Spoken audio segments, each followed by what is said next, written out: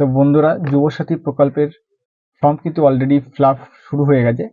তো যুবসাথী প্রকল্পের জন্য কি কি ডকুমেন্টস লাগবে, কোথা থেকে ফর্মটা পাবে এবং তার বয়স সীমা কত আছে, সমস্তটাই কিন্তু থাকছে এই ভিডিওতে।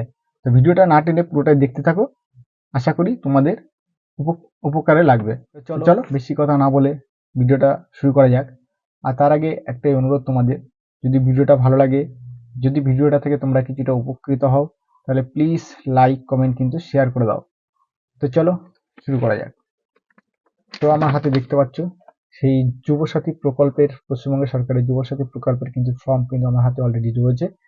আর এটা আমি তুলেছি আমার যে পৌরসভা রয়েছে সেই পৌরসভা থেকে। তো তোমরা কোথায় পাবে?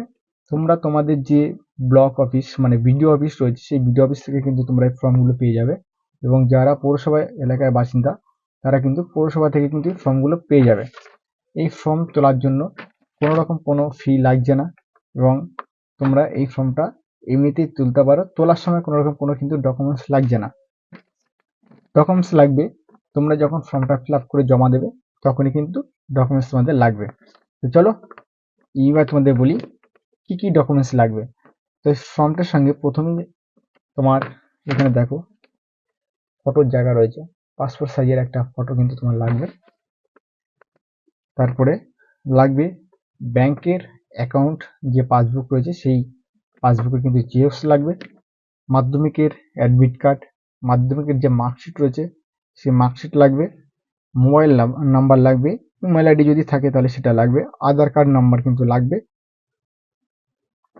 তারপরে ফর্মটাতে যা আছে তোমরা নিশ্চয়ই যারা মাধ্যমিক পাস করেছো তারা অলরেডি ফিল আপ করতে পারবে।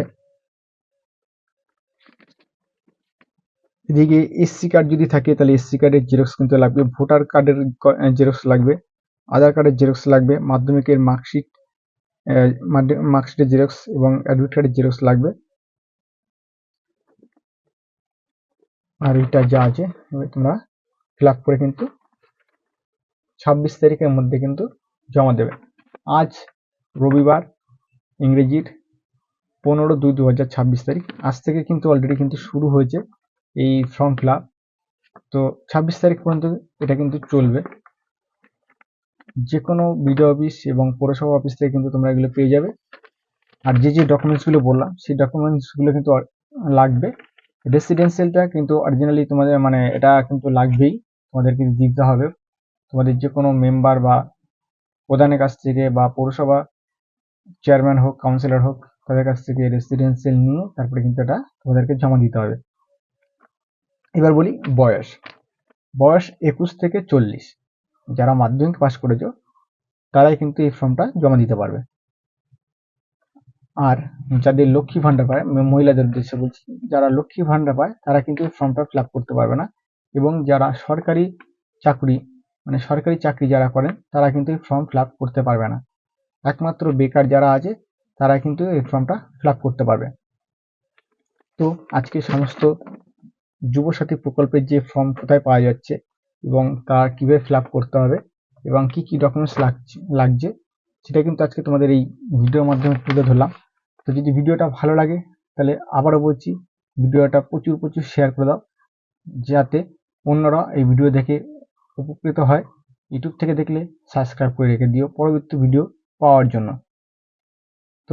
তো দেখা হচ্ছে পরবর্তী ভিডিওতে। এখানে তোমরা ভালো থেকো, সুস্থ থেকো, সাবধানে থেকো।